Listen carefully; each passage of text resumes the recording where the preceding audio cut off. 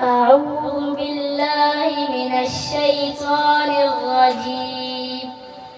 بسم الله الرحمن الرحيم. لإيلاف قريش إيلافهم رحلة الشتاء والصيف فليعبدوا رب هذا البيت الذي أطعمهم من جوع وآمنهم من خوف. أعوذ بالله من الشيطان الرجيم.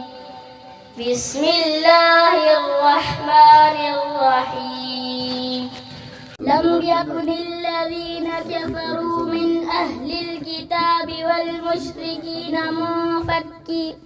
منفكين حتى تأتيهم البينة. رسول من الله يتلو صحفا مطهرة. صدق الله العظيم.